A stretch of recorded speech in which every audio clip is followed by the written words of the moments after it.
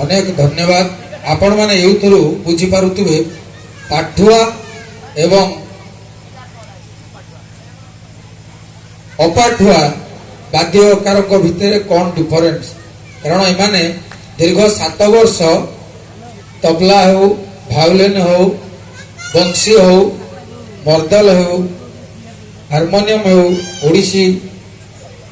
ओडिसी संगीत हो कि आमर हिंदुस्तानी संगीत हो, से 7 वर्ष कोर्स करा जाए।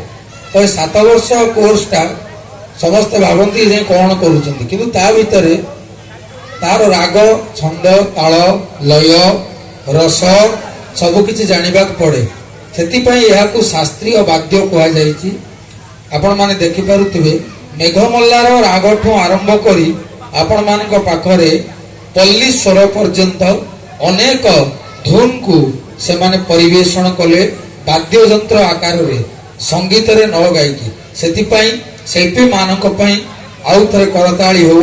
महाप्रभु जगन्नाथ, बलभद्र महाराज, माँ सुभद्रा, सुदर्शन महाप्रभु जेतेबेले ये जिनिस को देखुचंती तो आमे बा दर्शक बा कौन महाप्रभु का आगरे तेणु तांकर इच्छा जे शिल्पी माने मो आगरे संगीत परिवेषण करंतु, कारण से हेले राजे राजेश्वर जगन्नाथ महाप्रभु निजे। तो से आज सिंहासन रे बसी आज ये कार्यक्रम को सब देखुचंती, सब तांकरी आशीर्वाद, तांकरी कृपा। तांको बिना ये कार्यक्रम केबे हेई परिबो नाही, कारण समस्त कहउतले जे रजरे ए वर्ष प्रोग्राम हेई परिबोनी, मेघ हबो। किंतु मु देखुची जेबेठु हमर कार्यक्रम हेइची को संध्या रे भी वर्षा हैरान करिनी कि असुविधा करिनी, कारण जेतेबेले चका नयन निजे कार्यक्रम देखिबे तो वर्षा गड़गड़ी कि कोनोसी असुविधा हेबो नाही।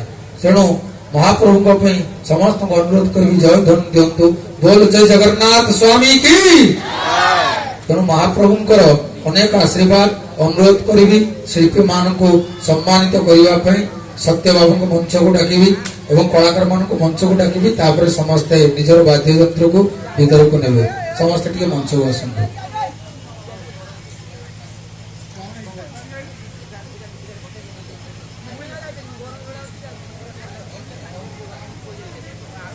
नाना को अनुरोध करी मंच को आसवा शिल्पी मान को सम्मानित करने। प्रथमे मो अनुरोध करी समस्ते निज विभाग नाम एवं निज ना परिचय समस्ते देवे। ये पटु जीवा तबला रे आपण देखुतिले कि सुंदर एक डीजे लाइट टा बंद कर, तो तबला रे केते सुंदर भाव से तांकर वाद्य परिवेषण करुतिले।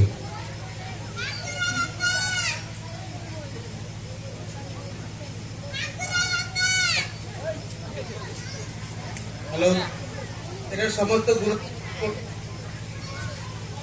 हेलो समस्त गुरुजन मानक मोर एटे प्रणाम। और ना राजेश कुमार जेना, तबला विभाग छात्र, उत्कल संत महाविद्यालय मोर एमपी सलित।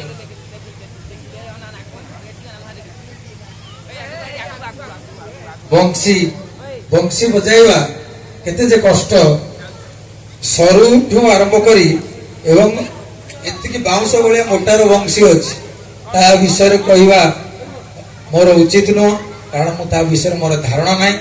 केवल आमे कॉलेज रे देखिछु हमर गुरु मोहिनी सर जेतेबेले क्लास करंती, आमे नाटक विभाग छात्र, आमक से धुन सब बेले शुभे एवं शांति लागे। सेही जगन्नाथंकर कृष्ण अवतार रे महाप्रभु बंशी की आदरी नैथिले, तेणु सेही बंशी बजाउथिले। मु समस्त मोर प्रणाम गुरुजन मानकु।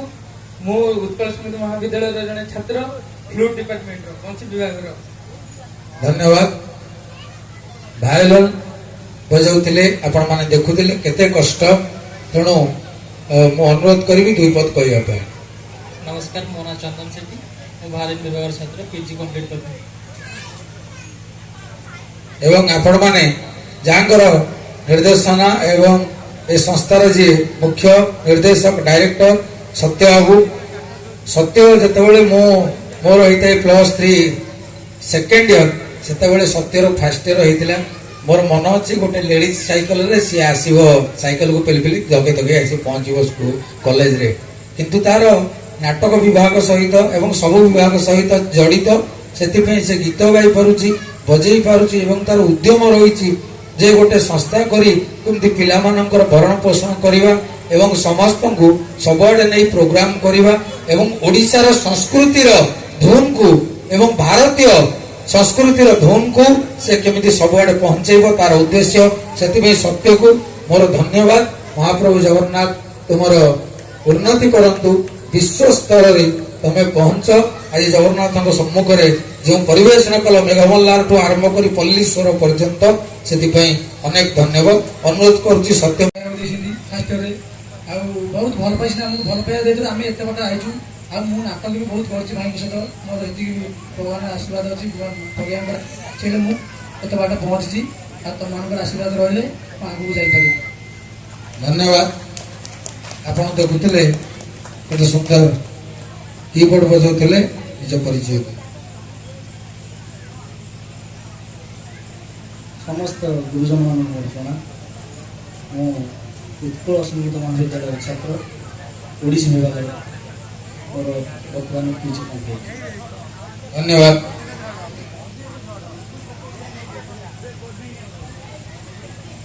ସମସ୍ତ ଗୁରୁଜନମାନଙ୍କୁ ନମସ୍କାର। ମୁଁ ଡକ୍ଟର ଦେବଜ୍ୟୋତି ପାଢ଼ୀ, ମୁଁ ଉତ୍କଳ ସଙ୍ଗୀତ ମହାବିଦ୍ୟାଳୟ ତବଲା ବିଭାଗର ଛାତ୍ର।